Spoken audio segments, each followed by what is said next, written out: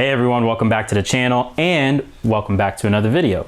If this is your first time on the channel, make sure you go ahead and hit the like button, hit the subscribe button, and don't forget to turn on your notifications because we talk all things engineering, technology, and finance on the channel. In this week's video, we're going to talk about something really cool, and we're going to talk about our transition into cloud. So what is cloud? Well, let me show you real quick what cloud is.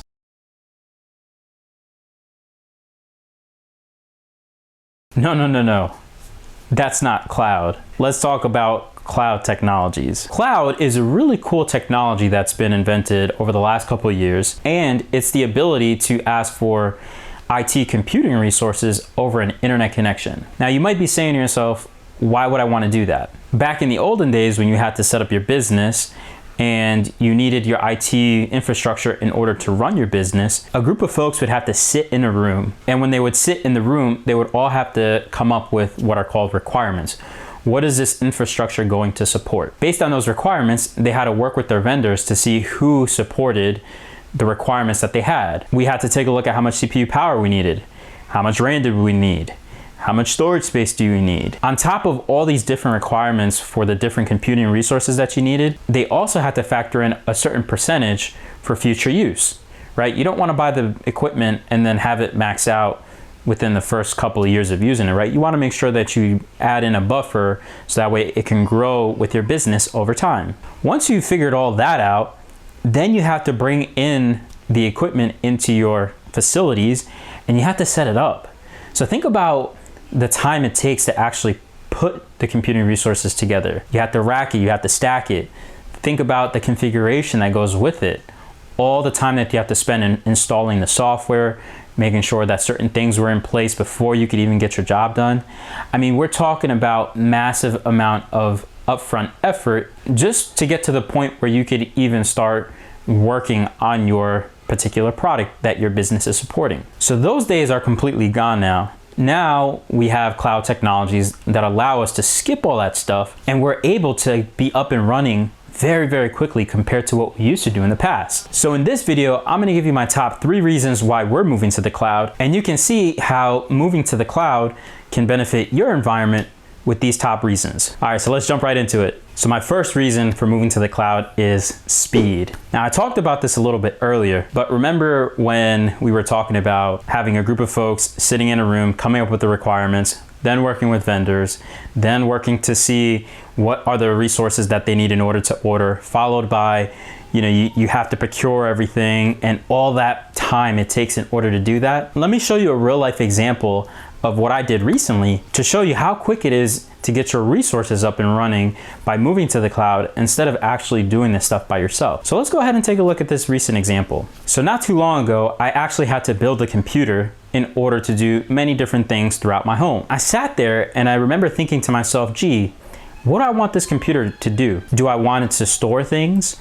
Do I want to run a web application on it? Do I want to use it for general computing? All these factors, I had to sit there and think about it. Now that I know what I need this computer to do, the next thing on my list was to see what are the parts that I needed in order to build this computer. One of the things that I was able to do was go on a website that allows you to build your PC, and it helps you pick components in a way that was much easier than what we used to do back in the late 90s and early 2000s when you kind of had to just figure it out on your own by scouring the internet of what the different components were available at the time. Even with having that tool of finding those components and being able to build the PC on this website just to see if things were compatible, it still took a lot of time in the sense that I had to order each and every component, wait for the components to come in, and once they were in my hand, that's when the build process actually started.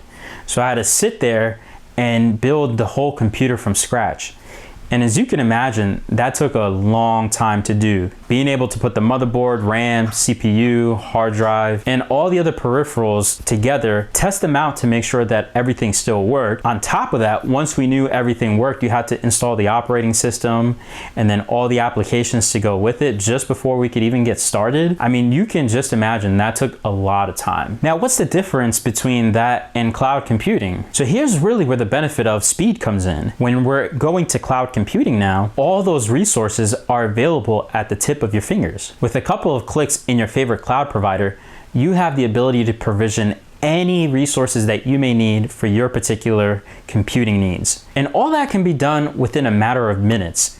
Hence why speed is the number one reason why moving over to cloud technologies makes a lot of sense, as opposed to doing it the old way of procuring and building and configuring everything from scratch. Now let's talk about the second reason why moving to cloud technologies makes a lot of sense. And my second reason for moving to cloud is cost. Now think about this for a second. Have you ever wondered, whenever you have computing resources, where is this going to be housed, right? You need real estate in order to put it in. Think about the electric cost that you need in order to run your IT resources. How about cooling? You need to make sure that the hardware lasts for a long period of time, so you need adequate cooling, which also drives our electric cost as well. Now this is something that from a personal perspective, a lot of people don't take into account because maybe they have just one or two machines. But if you think about it from an enterprise perspective, you can quickly start to see how this starts to be a pain point that needs to be solved, because as your computing resources expand, so do your costs when it comes to obtaining these IT resources. Now let's take a look at a small example that will show you,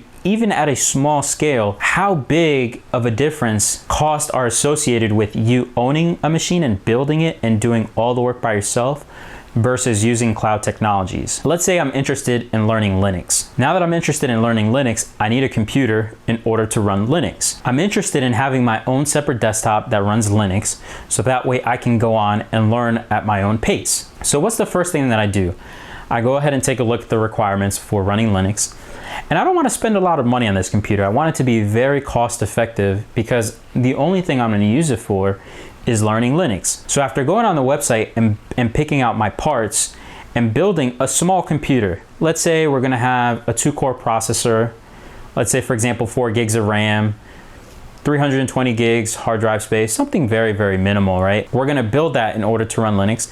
How much do you think that costs? Here's what I came up with at a very, very basic PC build. So we have a total of $965.01. And that's before any taxes or shipping. Now let's take a look at a cloud provider. In this case, we're gonna look at AWS. And now we're gonna take a look at what a cloud provider, specifically AWS, is gonna charge us to spin up a Linux distribution in order to help us learn Linux. And we're gonna use the same hardware that we used in our other scenario where we picked out the components. So again, we're gonna have a dual core processor, 4 gigs of RAM, right? Same configuration, but let's take a look at the price differences between that. So as you can see here, spinning up an instance with what we need in AWS is going to cost us 0.0416 US dollars per hour. Now that's really, really inexpensive. So let's do a little bit of math here and see what it's going to cost us over time. So without factoring in any taxes or shipping, the total cost on scenario 1 of building the PC just by procuring the parts, $965.01. Our own Linux instance within Amazon Web Services, which is going to cost us 0.0416 per hour. Here's how the math breaks down. So if we take the $965.01 and then we divide that by what it's going to cost us in order to run an Amazon EC2 instance with the same Linux distribution on it and having the same components, that's going to cost us, as you've seen before, 0.0416, which gives us a total amount of hours that we can use this particular Amazon Web Service instance for about 23,197 hours. So let's divide that now by how many hours are in a year to give you an idea of how long you can use this Amazon EC2 instance straight up until the point where you spent all the money that you would have in scenario 1 to break even. So after doing a little bit of math and running the numbers, you can see that you can use this Amazon Web Service EC2 instance running the Linux distribution for 2.6 years straight. And at that point, roughly around that point, you'll break even of spending the whole entire $965.01 you would have spent on the actual hardware. Now, if I'm looking to just learn Linux, 2.6 years is more than enough time in order to come up to speed quickly on the skills to learn Linux. And honestly, you can actually spin down that machine when you're done using it to save even more money and extend how much money is in your pockets. So essentially what you're doing is you're decreasing the cost that it would take in order for you to run this machine. And that's just for the parts. That doesn't include how much it would cost in electricity or cooling or even the real estate that you would have to put this computer in. So it's just a very small example of how much you can save using cloud technologies. So my third and final reason why we're switching over to cloud technologies is for scalability. Scalability is a really cool thing that you get to see in an enterprise environment where we have massive amounts of computers and we can really start to see the savings there. But even in a small example, right? And we can take the example that we were using in reason number 2, right? When we talked about cost, we can even apply scalability to this and we can look at a small example. Now, let's say we have 5 people that have come up to me and they said, hey, you know, I'm interested in learning Linux too. How can I get in on this? And I want to teach them all, but I want to give them their own computers. And I don't want to share because remember, we can only have one person in the keyboard at the same time, right? We want to make sure that everybody has the ability to learn at the same time. We can take what we found in our previous discussion and now do a little bit of math to start seeing how scalability works here. So let's say I wanted to start building 5 computers with the components that I picked out earlier. So building 5 computers, and that's just the parts itself, that doesn't include anything else, but again, no taxes, no shipping, right? Just $965.01, which is what the parts cost me. And we do that 5 times, it's gonna cost us $4,825.05. Now that we scaled it up to 5 computers and we're spending almost $5,000, let's see how much it's going to cost us to run the same 5 computers in a cloud provider and then be able to give our 5 friends access to those instances that we've spun up in a cloud provider, specifically, like I mentioned, using Amazon Web Services. So let's take a look at that. So remember, taking the cost of the AWS per hour, which you can see here, and multiplying that by 5 gives us a total of 0.208, or roughly almost 21 cents per hour. Now the question is, all 5 of us are learning Linux. How long can we run our cloud instances before we actually break even for spending all the money that we would have spent in order to procure all those components? So let's take a look at those numbers and see what that looks like. Again, we take the $4,825.05 and then we divide that by 0.208, which is the cost of 5 instances running together using AWS. And that gives us a total of roughly about 23,197 hours of running all 5 instances. Or another way to look at it is divided by how many hours are in a year. So you can run all the instances at the same time for the entire year, and you'll get roughly the same answer that you got in our previous example of about 2.6, almost 2.7 years of running these instances straight. So that way you have all the time to learn how to use Linux without spending a whole lot of money. Now remember, that's just running the computer straight.